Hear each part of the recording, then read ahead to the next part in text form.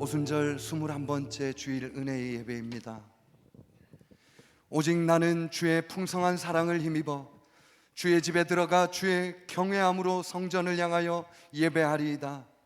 주께 피하는 모든 사람은 다 기뻐하며 주의 보호로 말미암아 영원히 기뻐 외치고 주의 이름을 사랑하는 자들은 주를 즐거워하리이다. 아멘.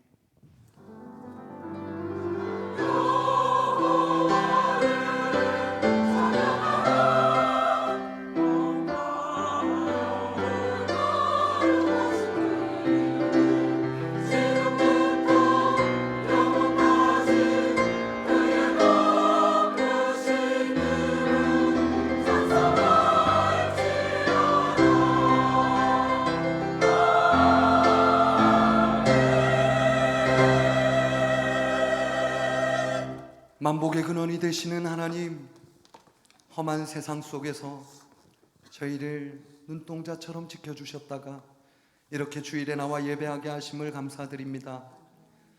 이 시간 저희의 온몸과 마음을 들여 온전히 주님께 경배하게 하시고 주님의 임재를 경험하는 은혜의 시간만 되게 하여 주시옵소서. 예수님의 이름으로 기원하옵나이다. 아멘. 다 같이 사도신경으로 신앙 고백하시겠습니다. 나는 전능하신 아버지 하나님 천지의 창조주를 믿습니다. 나는 그의 유일하신 아들 우리 주 예수 그리스도를 믿습니다. 그는 성령으로 잉태되어 동정녀 마리아에게서 나시고 본디오 빌라도에게 고난을 받아 십자가에 못 박혀 죽으시고 장사된 지 사흘 만에 죽은 자 가운데서 다시 살아나셨으며 하늘에 오르시어 전능하신 아버지 하나님 우편에 앉아 계시다가 거기로부터 살아있는 자와 죽은 자를 심판하러 오십니다. 나는 성령을 믿으며 거룩한 공교회와 성도의 교제와 죄를 용서받는 것과 몸의 부활과 영생을 믿습니다. 아멘.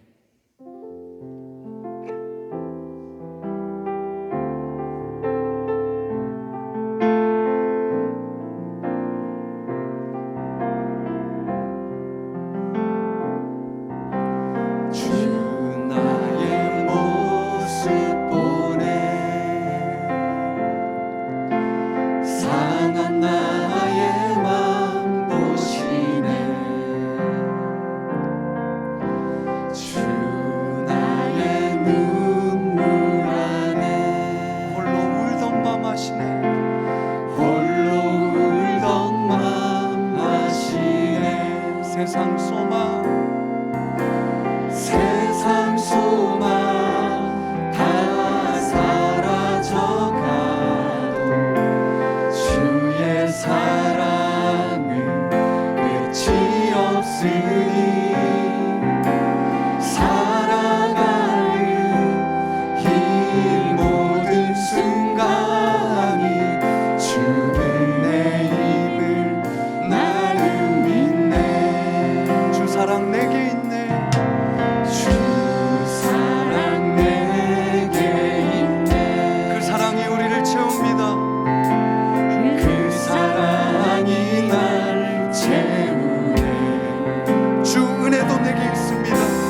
주 은혜 내게 있네. 그 은혜로 날 세우네. 세상 속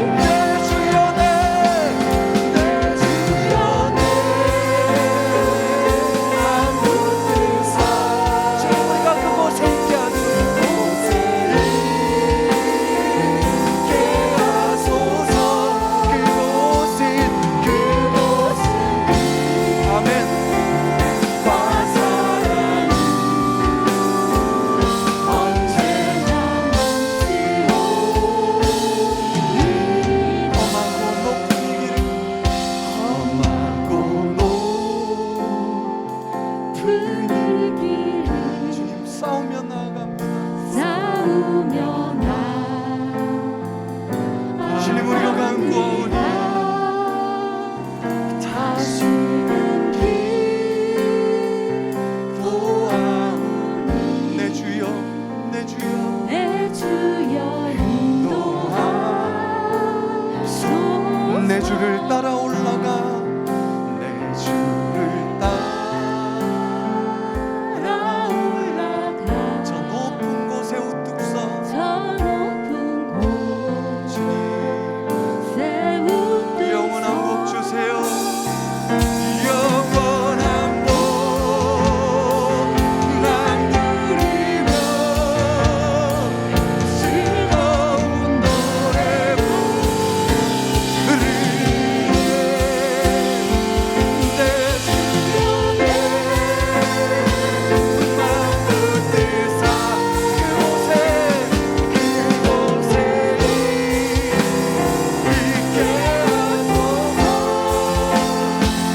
그곳은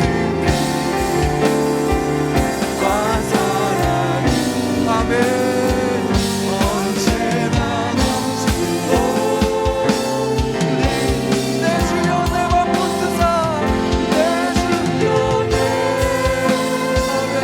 아멘 붙잡아주세요 그곳에 주님 계신 그곳에 우리가 있게 해주세요 그곳은 와 사랑하는 언제나 넘치고 우리 다시 한번 고백합니다 내 주여 내 맘 붙드사 내 주여 내 맘 붙드사 그곳에 있게 하소서 그곳은 빛과 사랑이 아멘 언제나 넘치고 우리 그런 주님을 예배합니다 예배합니다 찬양합니다 주님만 날 다스리소서 예배합니다 예배합니다 찬양합니다 주님만 날 다스리소서 완전하신 나의 주님 완전하신 나의 의의 길로 날 인도하소서 행하신 모든 일 행하신 모든 주님의 영광 다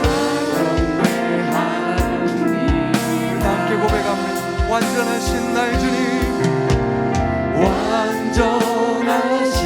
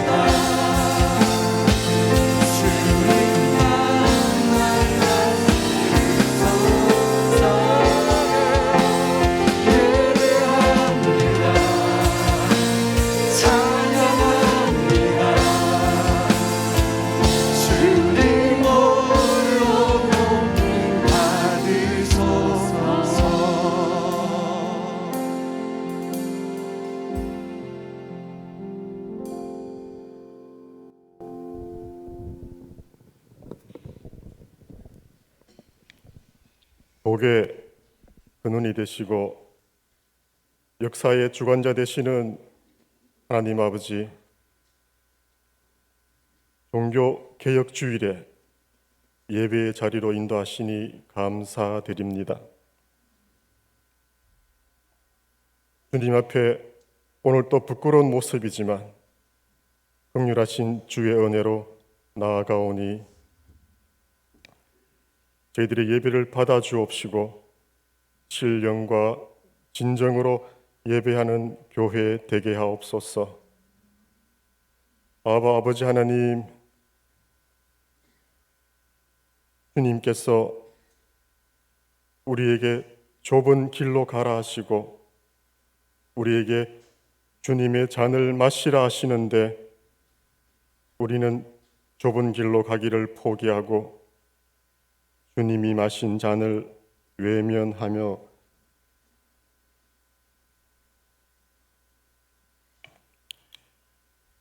살아왔습니다. 우리가 가고 있는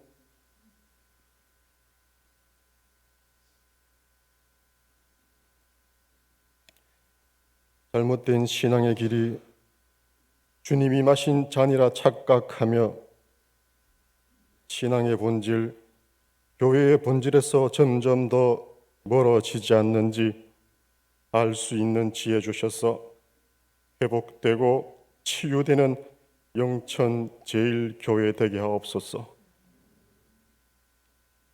오늘 또 말씀을 사모하며 주님 앞에 나온 우리 제일교회 가족들 기억하시어 은혜 허락하시고 말씀을 대언하는 목사님에게 성령의 능력이 함께하사 온전히 주의 말씀을 대언하는데 피곤치 않게 영육간에 간건케 하옵소서. 우리에게 늘 은혜로 함께 하시는 하나님 아버지, 정부 여당의 무지로 동성애를 지지하는 법적 근거가 되는 포괄적 차별금지법이 발의되어 가정을 위협하며 도덕을 파괴하는 이 법이 속히 폐기되게 인도하옵시고 우리 예배당 앞 우리 아이들이 예배하고 교육하는 영화부실 옆에 자리하고 있는 저 모텔로 인하여 우리 아이들이 밝고 정결하는데 잘하는데 장애가 되지 않게 다른 업종으로 변화되는 감사가 있게 하옵소서. 이 시간 찬양대의 찬양의 예물을 기뻐 받아주시고 코로나로 온갖 수고를 다하는 교회학교 교사들에게 새 힘을 허락하여 주옵소서.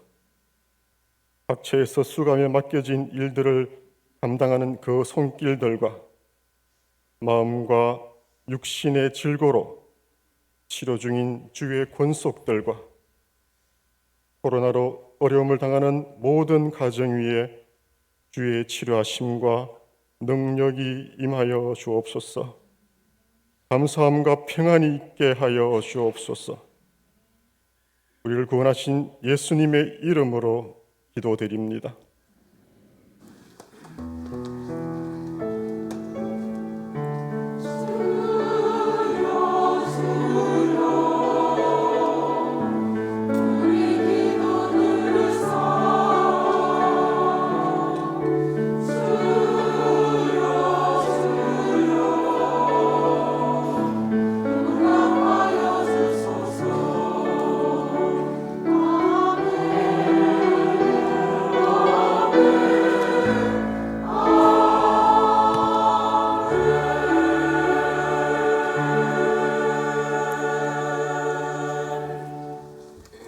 할렐루야.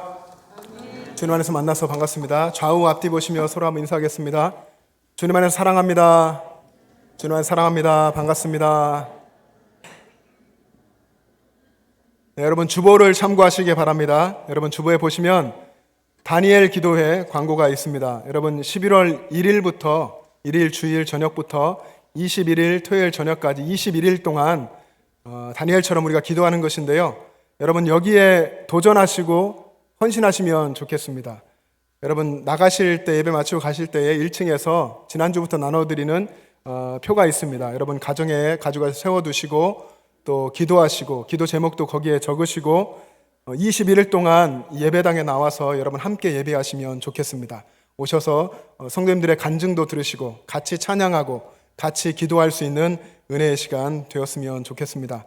혹 사정이 있어서 여기 본당으로 못 오시는 분들은 여러분 유튜브에 검색을 하시면 실시간으로 다 나옵니다. 여러분 가정의 그 자리에서 식구들과 함께 하셔도 되겠습니다. 그래서 다니엘 기도가 뭔가 궁금하신 분들은 여러분 돌아가셔서 그동안 어떻게 해왔었는지 충분히 유튜브나 여러 곳을 통해 검색 가능합니다. 보시고 얼마나 하나님께서 은혜의 자리를 펼치시는지 기대하시고 오시면 좋겠습니다. 이번 주 수요 예배는 아르헨티나에서 선교하시는 최윤승 선교사님이 오셔서 설교해 주시고 예배를 드리겠습니다. 여러분 수요일 저녁에 많이 오셔서 은혜 받는 시간 되길 바랍니다. 다음 주일은 추수감사 주일입니다. 한 해 동안 하나님께서 어려운 상황 속에서도 여러분들을 지켜주셨습니다. 그 은혜에 감사하는 마음으로 추수감사 주일 준비해 주시고요. 그리고 주중에 여러분께서 여기 강단에 하나님 앞에 드리기를 원하시는 헌물들 또 과일이나 이런 것들을 기도하시며 준비하셔서 금요일까지 여기로 가져오시면 좋겠습니다. 우리가 어려운 때이고 서로가 용기를 북돋아 주어야 되는 그런 때인데 그런 때일수록 저는 이번 추수감사주일이 이 자리 강단 장식하는 것들이 더 넘쳐났으면 좋겠습니다. 그게 힘들고 어려울 때 주님을 더 높이는 우리 것이 아니고 모든 것이 하나님의 것입니다 하는 표현을 하나님께 우리가 함께 다 드렸으면 좋겠습니다. 그래서 한 주간 동안 여러분 기도하시면서 주님께 드릴 과일이나 예물들을 교회로 가지고 오시면 여기에 장식하여서 다음 주일 추수감사주일 예배를 풍성하게 함께 드리겠습니다. 그리고 영천제일가족 총출석 주일 11월 15일 은혜 예배 시간에 이 시간에 진행되는데요.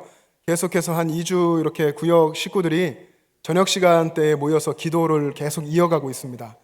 우리 구역은 언제 기도하는가 궁금하신 분들 구역장님께 연락해 보시고 또 1층에 가시면 기도 시간표가 붙어 있습니다. 한번 확인하시고요. 그 시간대에 꼭 오셔서 교회에서 같이 기도했으면 좋겠습니다.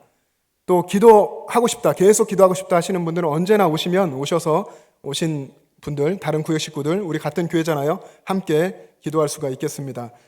여러분, 우리 교회에 오래도록 출석 못 하시는 분들, 또 신앙에 낙심하신 분들, 코로나로 좀 두려워하시는 분들, 여러분 찾아가셔서 또 만나주시고 선물도 전달하시고 또 기도하시고 하셔서 11월 15일에 다 오셔서 우리 온 교회, 온 성도들이 다 출석하는 주일로 하나님께 영광 돌리기를 소망합니다.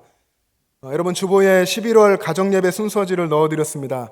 가정예배 순서지를 가지고요. 여러분 가정에서 또 삶의 현장에서 언제고 어느 시간이고 하나님께 예배할 수 있기를 바랍니다. 다음 주일 은혜예배 후에는 여기 본당에서 재직회가 있겠습니다. 11월 봉사위원 보시고 여러분 기도하시며 열심히 봉사해 주시기를 바랍니다. 오늘 이 은혜예배 후에 당회실에서 당회가 있겠습니다. 은혜예배 후에 찬양대석에서 권사회가 있겠습니다. 우리 박기찬 은퇴 장로님의 손자 되시는 박은석 목사님 목사 안수를 받으셨습니다. 축하드립니다. 방원규 안수집사님 시술을 받으시고 병원에 입원해 계시는데 여러분 회복을 위해 기도해 주시기를 바랍니다. 신광현 성도님, 한은미 성도님 가정에서 베스토랑이라는 식당을 개업했습니다. 배달 전문 음식점인데요. 여러분 축하해 주시고 그리고 많이 이용해 주시기를 바랍니다. 한 주간도 주님과 함께 하시며 승리하시기를 바랍니다.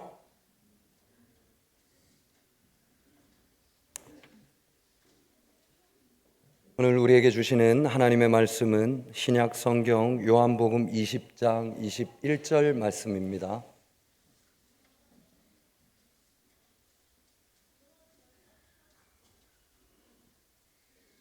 하나님의 말씀을 봉독하겠습니다.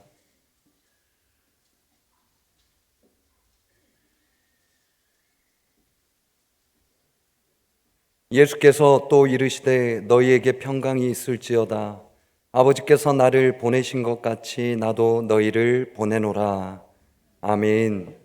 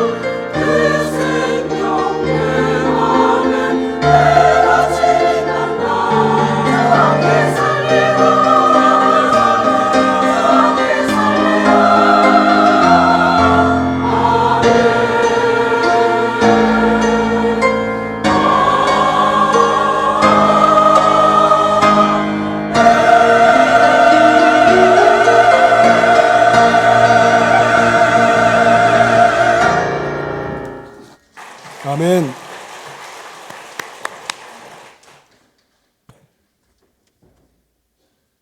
여러분, 10월의 지금 마지막 주일입니다. 여러분, 10월의 마지막 날을 생각하면 여러분 무엇이 떠오르십니까? 어떤 분들은 언뜻 이용의 잊혀진 계절 지금도 기억하고 있어요.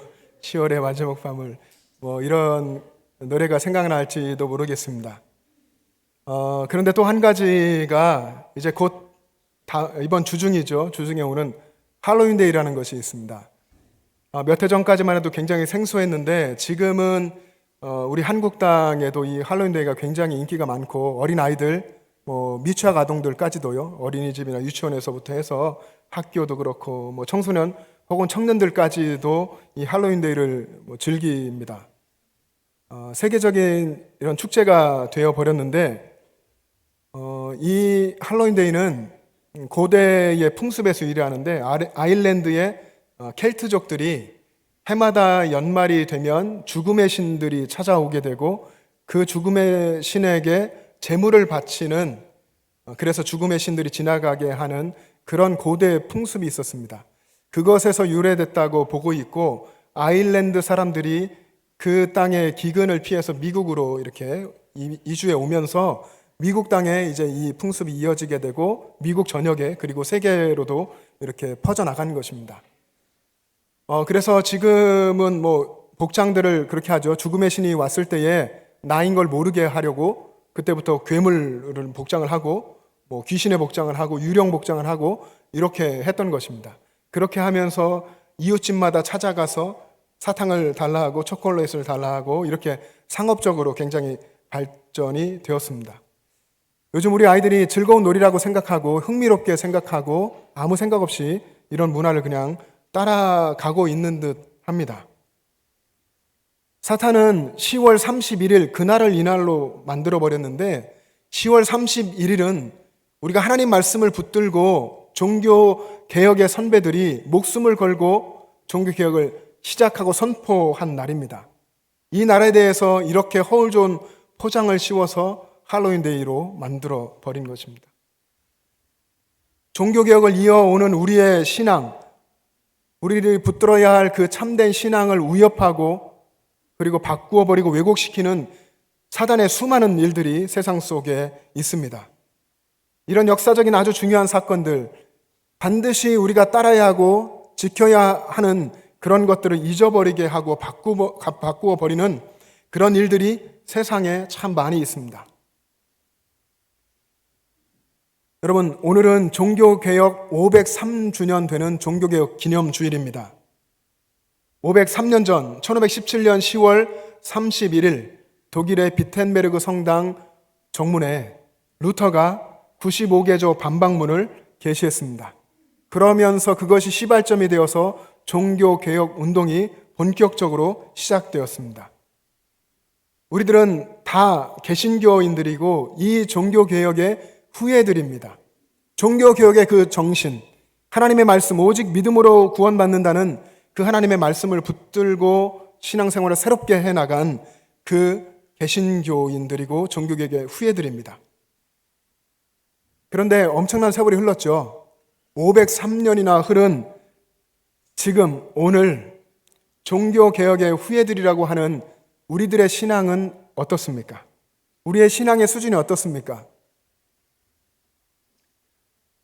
종교개혁의 후예들의 신앙의 수준이 얼마나 천박한지를 보여주는 통계들이 많이 있습니다. 그리고 그런 것들을 한눈에 볼 수 있도록 하는 수많은 발표들이 있습니다.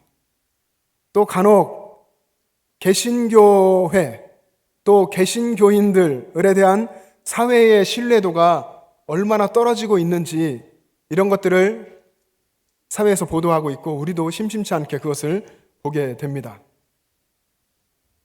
500여 년 전에 오직 성경, 오직 은혜, 오직 말씀, 오직 그리스도, 오직 하나님께 영광, 이것을 선포하면서 진리의 길을 걸었던 종교 개혁자들, 그분들을 생각할 때에, 그리고 또 지금 여기에 살고 있는 나의 신앙, 지금 한국교회의 모습, 한국교회 성도들의 신앙을 생각할 때에, 그 영적인 현주소를 짚어볼 때에 너무나 무거워지고 부끄럽습니다.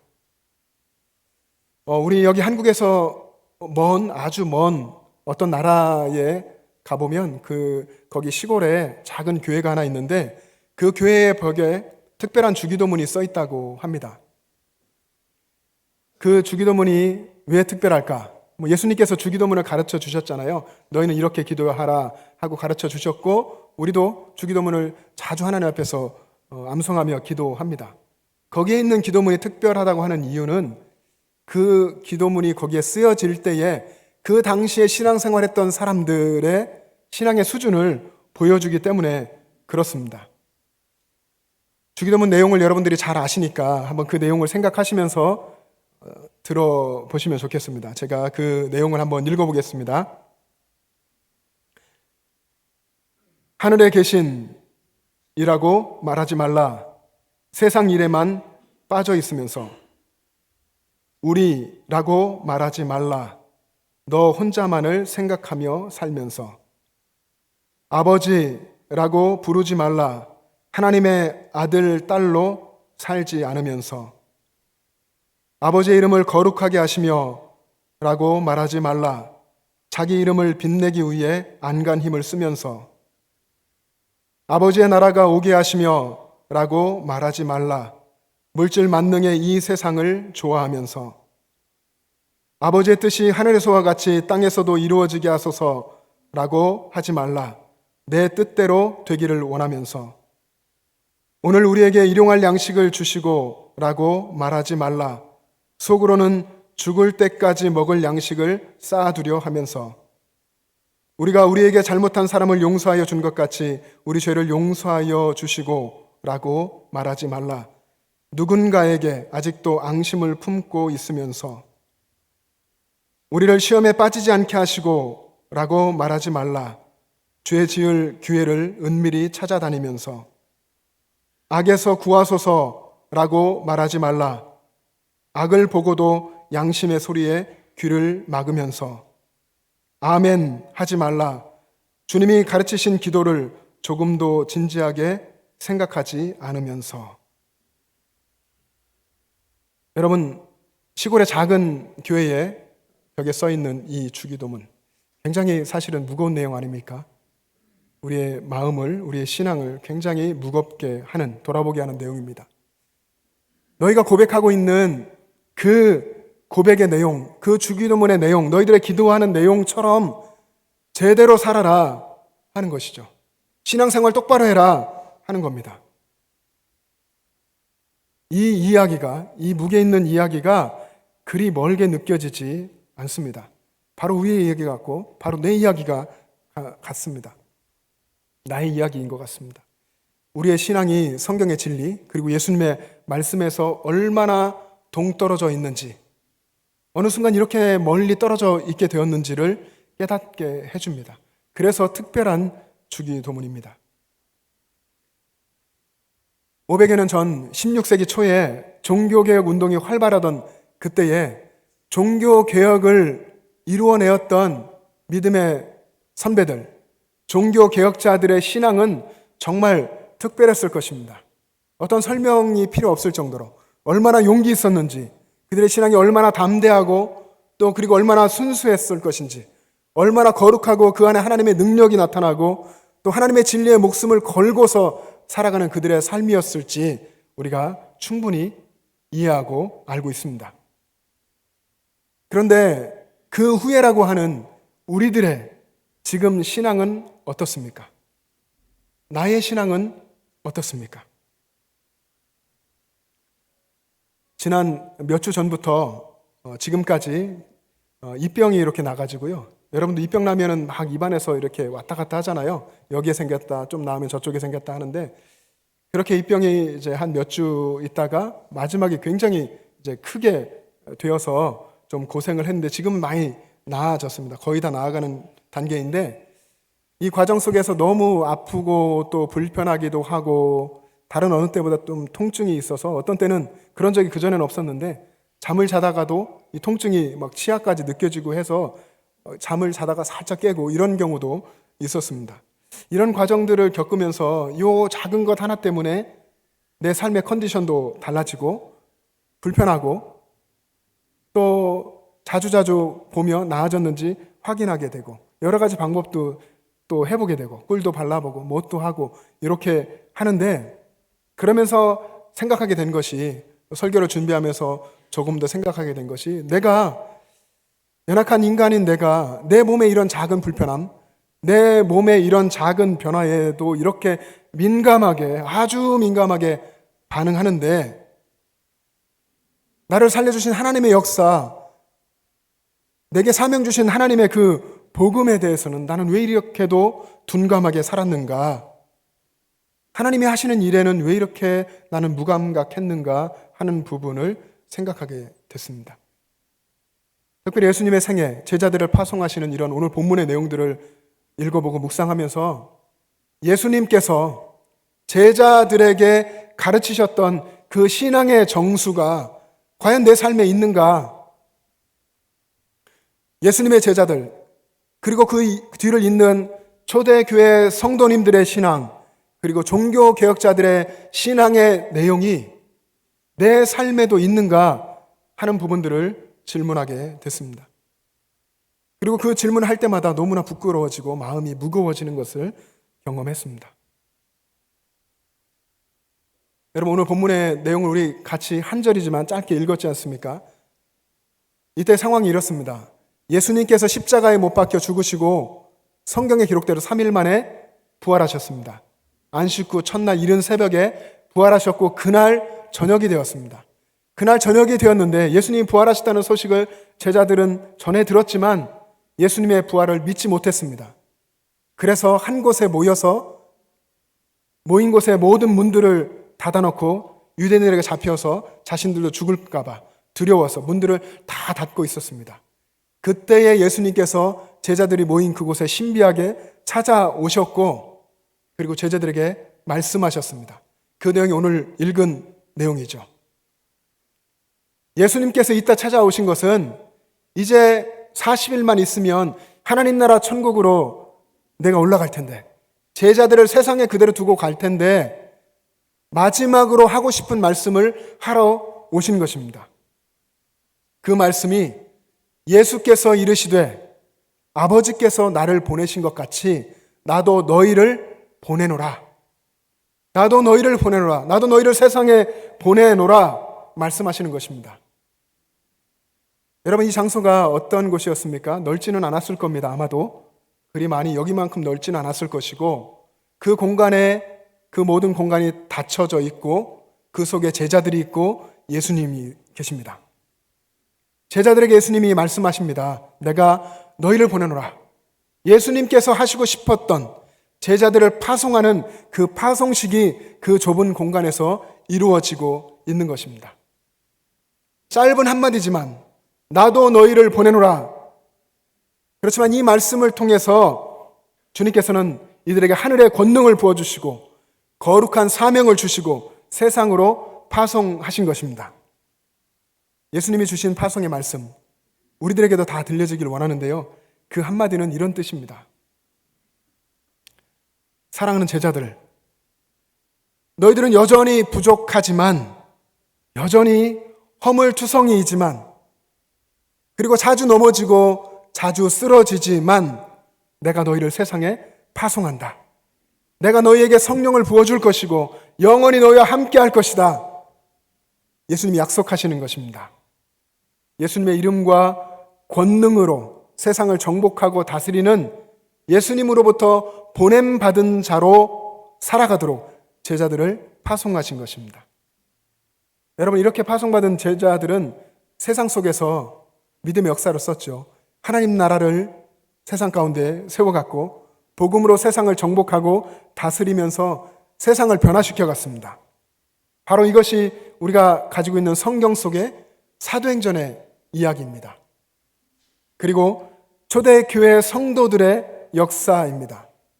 그리고 더 흘러가면 종교개혁 이전에 하나님 말씀을 붙들고 순교하고 화형을 당했던 많은 사람들, 존 위클리프나 얀 후스 같은 그런 사람들의 이야기이고, 츠빙글리나 칼빈이나 루터 같은 종교개혁자들의 이야기가 바로 그런 것입니다. 여러분, 예수님은 오늘 본문에서 그곳에 모여있는 제자들에게 파송의 말씀을 하셨지만, 오늘 여기에 모여있는 우리에게도 동일한 파송의 말씀을 주고 계신 것입니다. 그리고 사명을 주셨습니다. 아버지께서 나를 보내신 것처럼 나도 너희를 보내노라. 이 말씀은 2000년이라는 시간과 공간을 초월해서 오늘 여기에서 예배하고 있는 믿는 우리 모두에게 예수님께서 주시는 말씀인 줄로 믿습니다.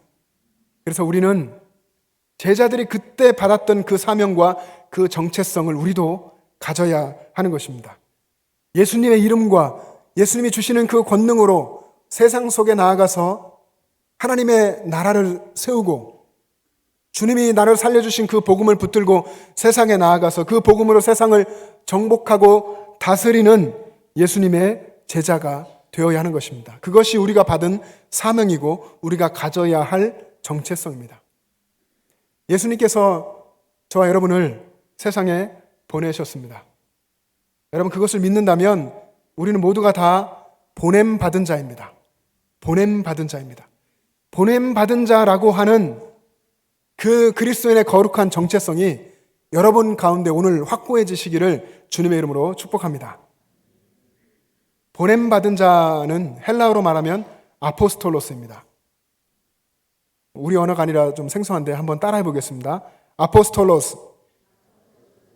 아포스톨로스. 보냄받은 자. 그리고 성경 속에 더 많이 쓰여져 있는 사도라는 말입니다. 보냄받은 자, 사도, 아포스톨로스라고 하는 이 말은 1차적으로는 예수님의 12 제자들 그리고 바울을 의미한다고 신학자들은 이야기합니다. 그런데 이 말을 우리는 더 확대해서 시대를 막론하고 어느 때에나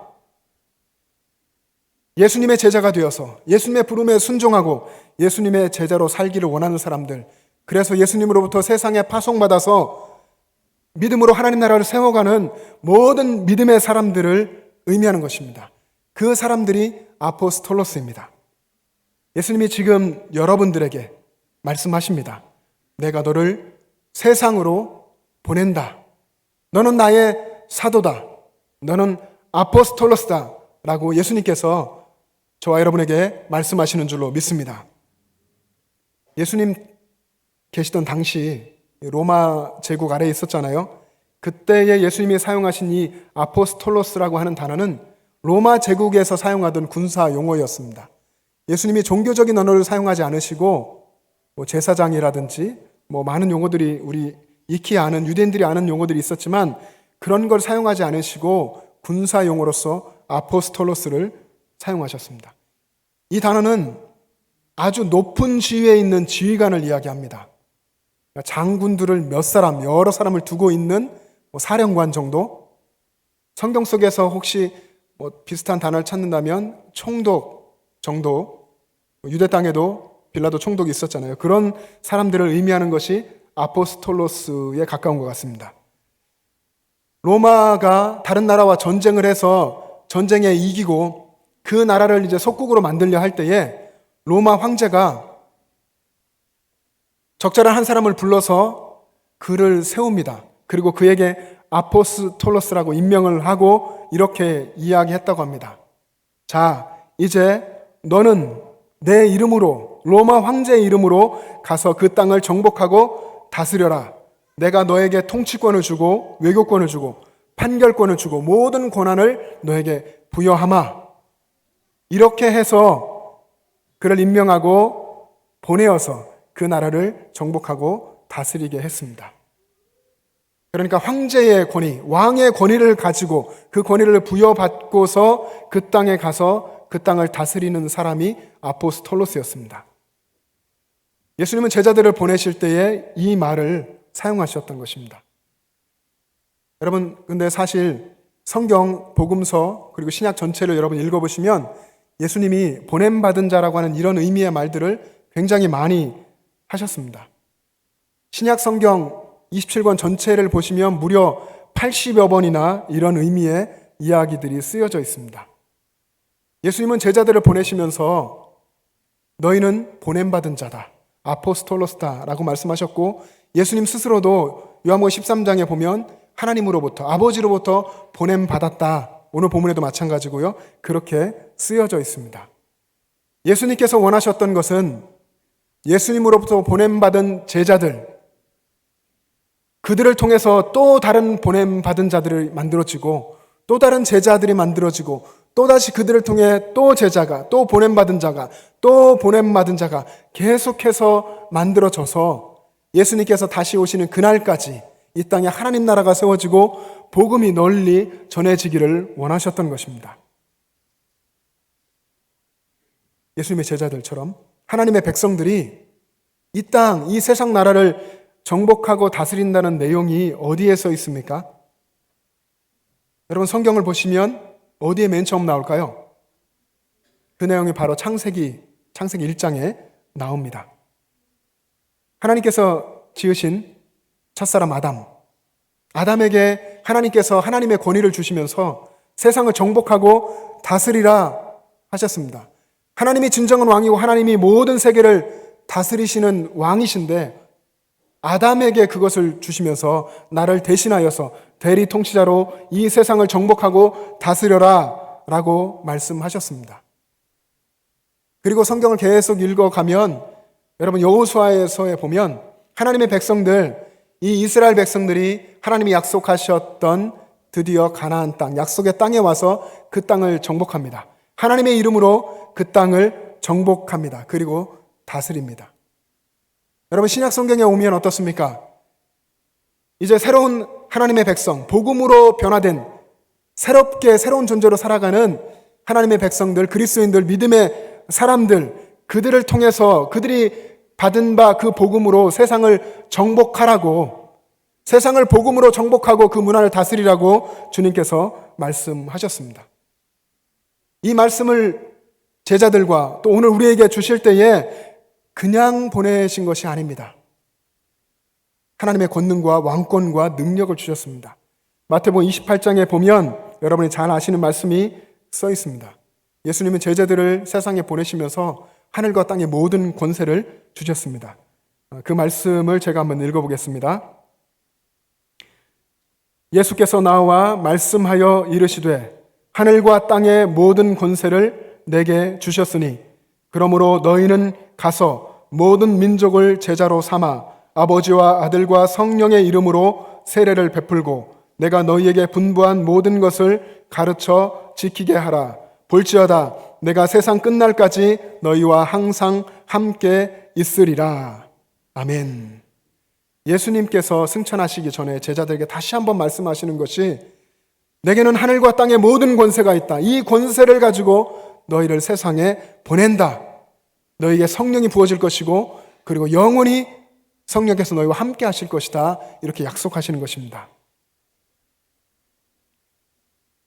여러분, 아포스톨로스라고 하는 이 우리의 정체성이고 사명이기도 한 이 단어에는 정말로 높고 거룩한 뜻이 담겨져 있습니다. 하늘과 땅의 모든 권세를 가지신 우리의 왕이신 예수님의 이름으로 세상에 나아가서 그곳에 하나님 나라를 세우고 복음으로 세상을 정복하고 다스리라고 하는 예수님의 사명이 거기에 담겨 있는 것입니다. 저와 여러분은 세상 속에 나가서 기쁠 때 즐거워하고 하나님께 감사하고 힘들 때는 주저앉고 넘어지고 쓰러지고 그렇게 살라고 보낸 그런 사람들이 아닙니다. 아포스톨로스. 하나님께서 보내신 하늘의 군대이고 하나님의 지휘관이고 하나님의 놀라운 역사를 이루어갈 그런 하나님의 사람들입니다. 물론 기쁘고 즐거울 때 하나님께 모든 영광을 올려드리고 하나님을 예배해야 합니다. 그러나 또 힘들고 어려울 때에도 나와 함께 하시는 하늘과 땅의 모든 권세를 가지신 예수님을 생각하며 거기에 굴복하지 않고 꿋꿋이 일어서서 끝까지 용기 있게 믿음의 길을 걸어가야 합니다. 초대교회 성도들이 그렇게 살았습니다. 그렇게 사명을 잘 감당해냈습니다. 초대 기독교에 대해서 연구했던 권위 있는 연구자인 앨런 크라이더 박사는 초대교회 성도들의 신앙에 대해서, 특별히 회심에서 그리스도인이 될 때에 나타나는 변화에 대해서 이야기했습니다. 거기에는 신념이 있고 거기에는 행동이 있고 거기에는 소속감이 나타난다고 했습니다. 신념과 행동과 소속의 변화가 일어난다고 했습니다. 세상 사람들이 가지고 있는 철학이나 그런 신념이 아니라 이것은 믿음입니다. 하나님 나라에 대한 믿음이 생기고 그 믿음을 따라서 새로운 행동을 하게 되고, 그리고 그가 가지고 있는 정체성이 세상에 뿌리를 두는 것이 아니라 하나님 나라에 뿌리를 두는 그런 정체성을 갖게 된다는 것입니다. 그래서 초대교회 때의 성도들이 모든 멸시와 고난과 핍박 속에 살면서도 그렇게 살았기 때문에 그들의 변화된 그런 모습을 통해서 주변의 많은 사람들이 충분히 초대교회 성도들을 통해서 이끌리고 감동을 받고 또 그렇게 살아가는 매력적인 사람들이었다라고 이야기했습니다. 매력적이다 했습니다. 특별히 초대교회 성도들이 세상 사람들, 일반인들의 눈에는 이상하게도 보였는데 한편으로는 굉장히 매력적인 사람이었다라고 이야기했습니다. 그것은 세상 사람들을 변화시키고 그들도 우리처럼 살게 하는, 그들을 변화시킬 만큼의 매력을 이야기하는 것입니다. 여러분, 오늘 여기 지금 2000년이 지나고 종교개혁 후에 503년이 지난 이때를 살고 있는 우리들의 신앙은 어떻습니까? 세상 사람들이 볼 때에 이상하고 하나님께 감사하고 기도하고 눈에 안 보이는 걸 보인다 하고, 그러나 거기 멈추지 않고 정말 그들도 따라가고 싶은 매력적인 부분이 있는지, 그들에게 감동을 주는 부분이 있는지 우리가 돌아보아야 합니다. 주님께서는 여러분에게 아포스톨로스, 여러분을 그렇게 임명하시고 권세도 주시면서 성령으로 함께 하시면서 여러분들을 여러분의 삶의 현장으로 파송하셨습니다. 여러분 각각 개인의 삶의 현장, 여러분의 가정, 여러분의 직장 가운데로 파송하셨습니다. 그래서 그곳에서 하나님 나라를 그곳에 세우고 복음으로 살고 그 복음으로 그 세상 속에서 하나님 나라를 이루면서 세상을 정복하고 다스리게 하신 것입니다. 여러분, 여러분의 믿음과 믿음을 통해서 나오는 행동과 그리고 여러분 근본적인 그런 그리스도인의 정체성이 더 확고해지고 뚜렷해지기를 주님의 이름으로 축복합니다. 세상 사람들이 가지고 있지 않는 거룩한 믿음을 여러분들이 갖고, 그리고 그 거룩한 믿음에서 나오는 존귀한 행동들이 여러분 가운데 있기를 소망합니다. 그리고 아무리 힘들고 어려운 일이 닥쳐와도, 고난이 계속되어도 흔들리지 않는 뿌리 깊은 하늘의 뿌리를 내리는 하나님 나라 백성으로서의 정체성이 여러분 가운데 있기를 주님의 이름으로 축복합니다. 하나님께서는 여러분을 그렇게 아포스톨로스로 세우시고 세상에 나아가서 하나님 나라를 세우며 복음으로 세상을 정복하고 다스리라고 하셨습니다. 여러분의 삶 속에서 그러한 하나님의 놀라우신 권능과 은혜를 경험하면서 살아갈 수 있기를 주님의 이름으로 축복합니다. 기도하겠습니다. 사랑의 주님, 우리 주님의 크신 은혜를 감사합니다. 주님, 우리는 우리 주님을 등지고 주님께로부터 돌아서서 내 마음대로 살며 내가 왕이 되려고 하며 내가 대장 되려 하며 그렇게 살아왔습니다. 그렇게 악한 죄인이고 죽을 수밖에 없는 저희들을 살려주셔서 하나님의 뜻을 이 땅 가운데 이루고 하나님 나라를 세워가는 하나님의 사명자로, 하나님의 백성으로 세워주신 것을 감사합니다. 이 사명과 정체성을 다시 한번 붙잡고 우리의 삶을 주님 앞에서 더욱 용기 있게 담대하게 살게 하여 주시옵소서. 감사드리며 예수님의 이름으로 기도합니다. 아멘. 이제 다 같이 일어나셔서 결단 찬송을 부르겠습니다.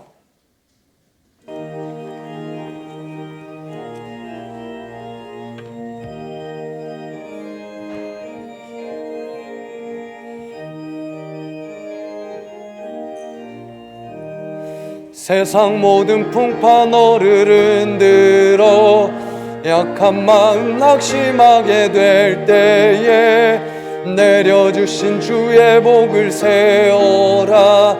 주의 크신 복을 내가 알리라.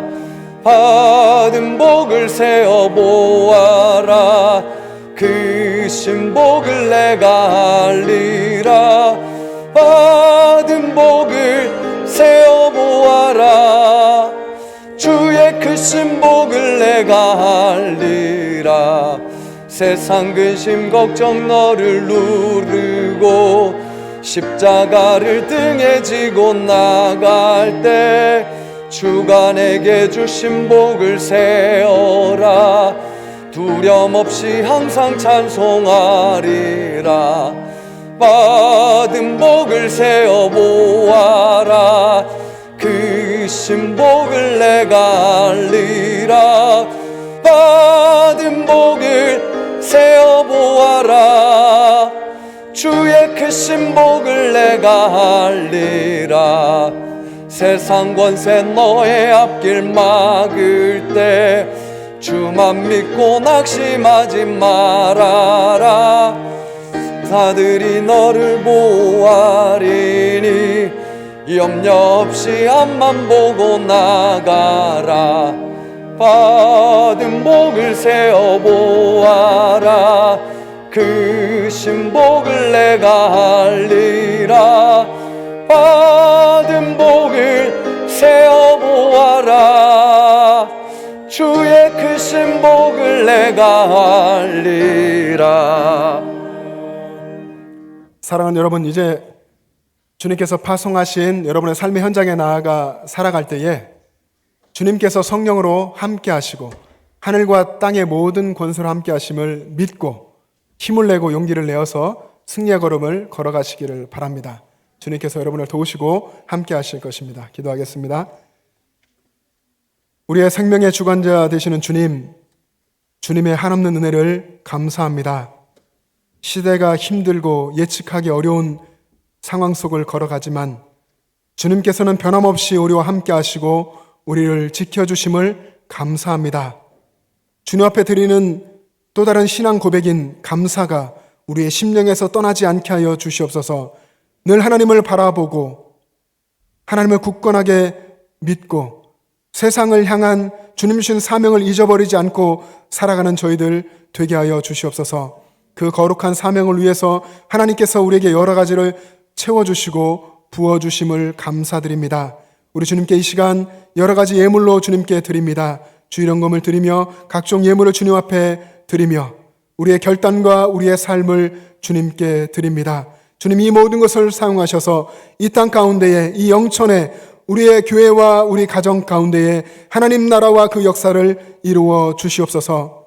주님, 지금도 마음의 고통과 아픔이 있고 몸에 질병이 있는 분들, 하나님 아버지 그들을 긍휼히 여겨주셔서 하나님의 권능으로, 하나님의 사랑의 손길로, 성령의 은혜와 빛으로 찾아가 주셔서 위로하여 주시고 회복시켜 주셔서 하나님의 놀라우신 은혜와 영광을 찬양하도록 주님 다시 한번 세워 주시옵소서. 이제는 우리 구주 예수 그리스도의 은혜와 하나님 아버지의 영원하신 사랑하심과 성령님의 교통하심과 충만하심이 주님께서 주신 사명을 생각하며 이 땅을 거룩하게 살기를 소원하는 영천절의 모든 가족들과 그 가정과 이 땅의 교회들과 이 나라와 민족과 세계 열방 위에 지금부터 영원토록 함께 계시기를 간절히 축원하옵나이다. 아멘.